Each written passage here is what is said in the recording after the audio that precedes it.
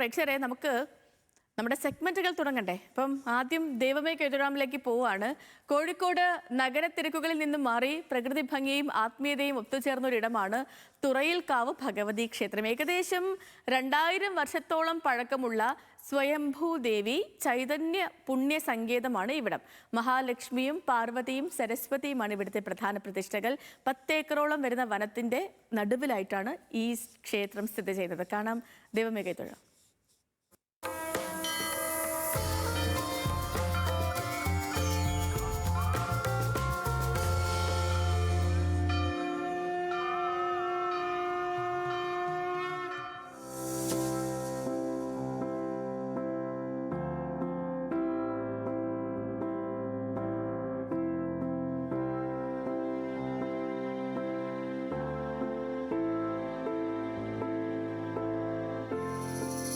രാമരാവണ യുദ്ധഭൂമിയിലേക്ക് മൃതസഞ്ജീവിനിയും വഹിച്ചുകൊണ്ടുപോയ ഹനുമാന്റെ പക്കൽ നിന്ന് ഋഷഭാദ്രിയുടെ ശകലം അടർന്നു വീണ് അഭിവൃദ്ധിപ്പെട്ടതത്രേ ക്ഷേത്രത്തിനു ചുറ്റുമുള്ള വിശാലമായ കോട്ട.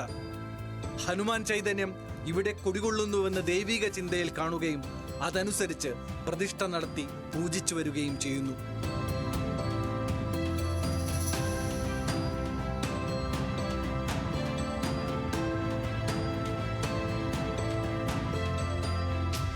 ഹനുമൽ പ്രീതി കൊണ്ട് ഭക്തജനങ്ങൾക്ക് സമ്പൽ സമൃദ്ധി, സന്താനഭാഗ്യം, അഭീഷ്ടസിദ്ധി എന്നിവ ലഭിക്കുമെന്നാണ് വിശ്വാസം. ക്ഷേത്ര സംരക്ഷകനായി ഹനുമാൻ പടിഞ്ഞാറ് അഭിമുഖമായും വാനര നായകന്മാർ കിഴക്കഭിമുഖമായും നിൽക്കുന്നു. ഇവിടെ വളരുന്ന ദിവ്യ ഔഷധികൾ മൃതസഞ്ജീവിനി കണക്കെ ഔഷധ ഗുണമുള്ളവയും കോട്ട മരുത്വാമലയ്ക്ക് തുല്യം ശ്രേഷ്ഠവും വിശിഷ്ടവുമാണ്.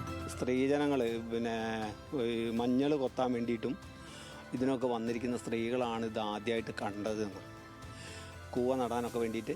അപ്പോൾ അതുകൊണ്ട് തന്നെ ഇപ്പം ഇവിടെ നമ്മൾ ഈ മഞ്ഞൾപ്പൊടിയാണ് പ്രസാദമായിട്ട് കൊടുക്കുന്നത്. അങ്ങനെ രാവിലെ നട തുറന്ന് ഒരു അഭിഷേകം, മഞ്ഞൾപ്പൊടി കൊണ്ടുള്ളൊരു അഭിഷേകമൊക്കെ ഉണ്ട് ദേവിക്ക്.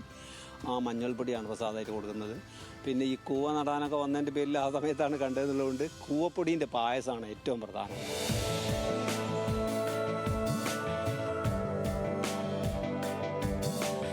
പത്തേക്കറോളം വരുന്ന ക്ഷേത്രഭൂമി വനനിബിഡമാണ്. കാവിനു ചുറ്റുമായി വാനരന്മാരും നിറയെ കിളികളുമുണ്ട്. ദേവീ ചൈതന്യം തുറക്കപ്പെട്ട സ്ഥലത്തിന് തുറയിൽക്കാവ് ദേവീക്ഷേത്രം എന്നു പേര് വന്നു എന്നാണ് ഐതിഹ്യം. മേൽക്കൂരയില്ലാത്ത ശ്രീകോവിലും വർഷാവർഷം പ്രളയജലത്തിൽ ശ്രീകോവിലടക്കം മുക്കിയുള്ള ദേവിയുടെ ആറാട്ടും പവിത്ര തീർത്ഥച്ചിറയും ക്ഷേത്രത്തിലെ കുവാപ്പായസവുമെല്ലാം കാവിൻ്റെ പ്രത്യേകതകളാണ്.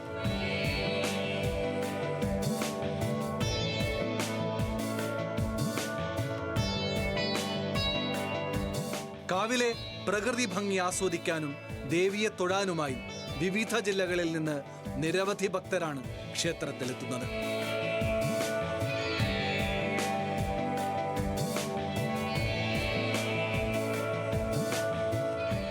ന്യൂസ് മലയാളം, കോഴിക്കോട്.